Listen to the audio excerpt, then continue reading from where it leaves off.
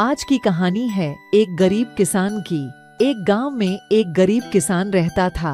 वह किसान अपने छोटे से खेत में कठिन मेहनत करता था। उसका खेत सिर्फ 1 हेक्टेयर का था, लेकिन उसने हमेशा अपने काम में ईमानदारी से लगाव दिखाया।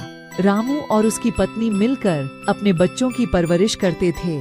वे गरीबी के बावजूद खुश और संतुष्ट रहते थे, क्योंकि उनके पास एक दूसरे के प्रति प्रेम और साथीत्व था। एक दिन भूखे कोमपल और उसकी पत्नी के पास आए और उन्हें उनके खेत में अपने बच्चों के लिए कुछ खाने के लिए पूछा। रामू ने उन्हें खुशी खुशी अपने खेत का अंश दिया और उनके साथ अपने भोजन को बांटा। उन्होंने उन्हें अपने अपार अद्भुतता और उनके भावनात्मक स्वभाव के बारे में सुनाया। अपने द्वारा अनुभवित दयालुता के लिए उन्होंने उन्हें धन्यवाद दिया और विदा किया। वे किसान के अद्भुत और निष्ठापूर्णता के प्रति आश्चर्यचकित हो गए थे। रामू का दिल सदा उन्हें मदद करने के लिए उत्सुक था और वह हमेशा अपने समाज में सहायता करता था। उसके योगदान को देखकर लोग उसे अपने परमेश्वर के समान समझने लगे।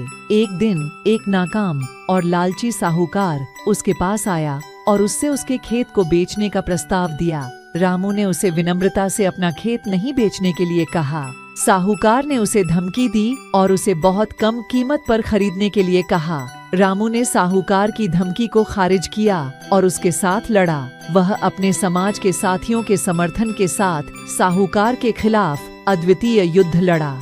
रामू ने अपने समर्थन के लिए समाज को जुटाया और साहूकार के खिलाफ उसे सामूहिक रूप से संघर्ष करने का निर्णय किया। आखिरकार साहूकार को रामू की अद्वितीय और समर्थन की ताकत का अनुभव हुआ और उसने अपने खेत को बेचने का निर्णय वापस ले लिया।